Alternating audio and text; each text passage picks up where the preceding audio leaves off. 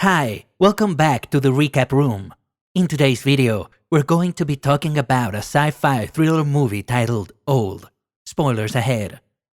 The movie starts with the Kappa family driving to a tropical island for a vacation. They reach the Amamica resort, where the manager greets them and welcomes them. As the children look around in wonder, the parents, Guy and Priska, are handed complimentary cocktails by a waitress named Madrid.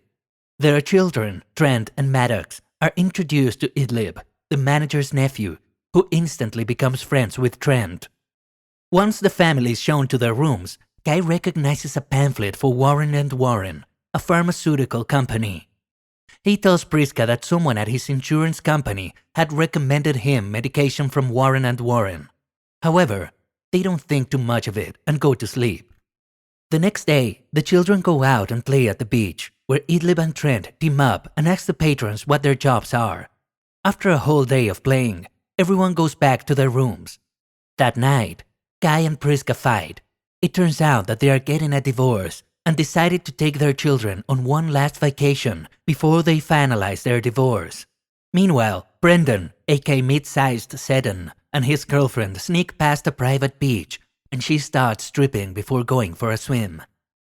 In the morning, Charles sits with his mother Agnes, his wife Crystal, and their daughter Cara, while Patricia and her husband Jaring sit together having breakfast. Everyone's meal is interrupted when Patricia falls from her chair while she has an epileptic seizure. Charles, who is a surgeon, immediately runs to Patricia's rescue and tries to help her along with her husband Jaring, who is a nurse. After the chaos at breakfast, the resort manager offers everyone a full day at a private beach. He tells them that it's a gift from the resort to the patrons. Soon, the Kappa family and the Charles family on board a bus and are taken to the private beach. Once they get off, the bus driver gives them food. That Guy notes it's too much for just one day, but the driver brushes it off and tells them that they have children with them and that they require a larger quantity of food than the adults. The bus driver leaves, and the two families make their way through a prohibited area that has a narrow pathway and large rocks which leads them to the private beach area.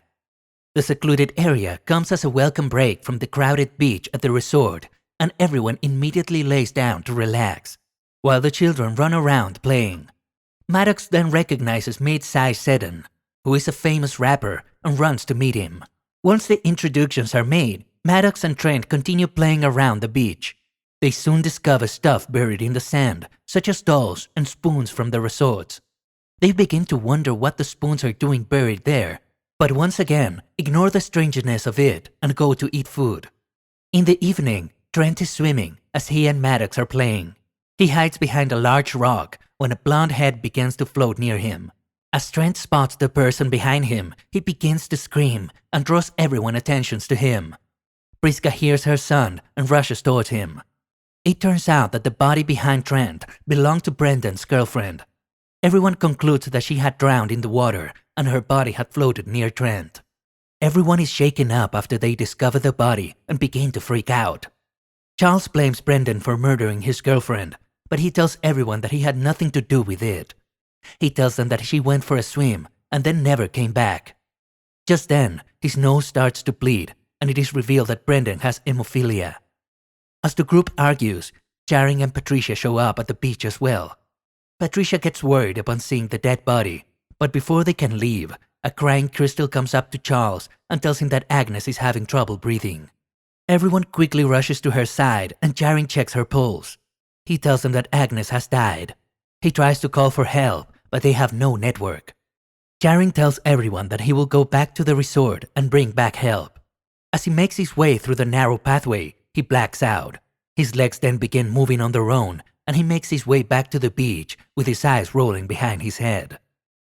Everyone begins to get worried when they find out that no one can leave the beach. They start to experience weird things.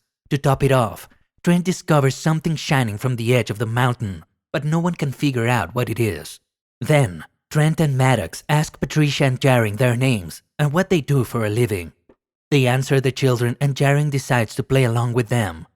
He tells them that he will guess their ages and says that Trent is somewhere around age 11 or 12, but Maddox begins to laugh and tells them that they are way off as Trent is only 6. That is when Guy and Priska notice that their children have indeed grown up, and they look different as well. This prompts Charles to assess his daughter Kara as well, and deduces that her age is somewhere around 11 as well. He is in shock because Kara had just celebrated her 6th birthday. This causes everyone to try and get out of the beach, and they start going through the narrow pathway. However, each time they try and escape, they black out and end up right back at the beach. Just then, Charles suffers from a schizophrenic episode and he stabs Brendan, but his wound starts to heal quickly. Brendan tells everyone that his girlfriend had multiple sclerosis and that he is sick as well. Just as everyone is talking, Priska falls. She has a tumor that has grown several sizes. Charin tells Charles that he will have to perform on Priska before her tumor kills her. Guy reluctantly gives his consent, and Charles makes an incision on Priska, but it quickly heals. He then makes another incision and takes her tumor out. However, everyone notices that Charles' mental issues are getting worse. Soon, Brendan draws everyone's attention to his girlfriend's body, which has now decomposed completely. Priska, who is now healed, concludes that time on the island is going much faster than normal, and that 1 hour equals to 2 years. Trent and Kara, who have grown more, sleep with each other and Kara ends up pregnant. With the time going much faster, Kara comes closer to birth and everyone prepares for the baby's arrival. Kara then gives birth, however, her baby dies. This triggers Charles to have another schizophrenic episode and he stabs Brendan to death. They notice the same strange light from the hill and conclude that someone is watching them. Due to the uncertainty on the island, Guy and Priska become closer, and it is revealed that the reason why they are getting a divorce was that Priska had cheated on Guy. Priska then decides to break it to their children, and Maddox does not take it well. She becomes mad, but Guy hugs her and calms her down. The group does not stop trying to escape. This time, Charin decides that they can swim out of the island and gets into the water. A few moments later, Charin's body washed up on the shore.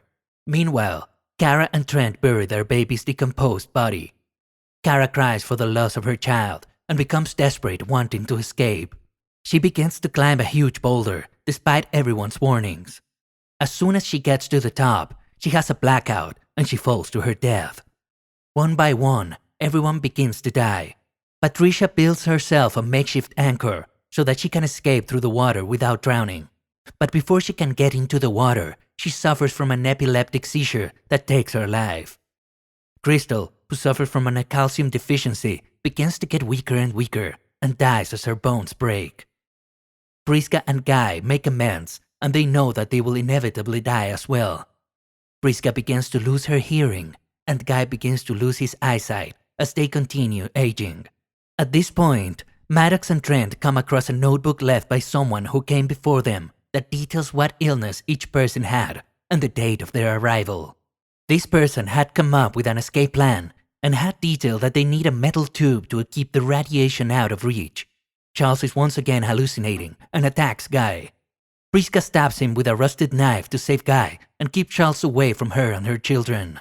The infection from the rusted knife kills Charles, and Guy succumbs to death soon after he confesses to Priska that he still loves her. Priska accepts her fate as well and peacefully passes away. The only ones left alive are Maddox and Trent, who are grown much older. Trent comes across a letter that Idyllic have given him and decides to decode it. The letter says that his uncle does not like the coral reef. Trent figures that the coral reef must be some sort of sign, and the two siblings decide to go underwater as well. As they are swimming, Maddox's clothes get stuck on the reef and they try desperately to get her free. Once they fail to emerge from the ocean, the bus driver watching them reports back that all members of Trial 73 are dead. It is then revealed that the resort is a front for pharmaceutical Warren & Warren. They use the island aging phenomenon to run trials on new drugs that they develop. As the resort manager greets a new group of guests and gets ready to run another set of trials, Maddox and Trent come out of the water and put a stop to everything. They call the cops and present them with the notebook that serves as evidence. All the employees at the resort and pharmaceutical are arrested and taken away, while the new batch of test subjects are saved from becoming victims. Trent and Maddox are taken away to live with their aunt, who is much younger than them. And that was it for the recap, guys. Hope you enjoyed watching. Don't forget to hit the like and subscribe button. and also hit the notification bell to be updated on our uploads.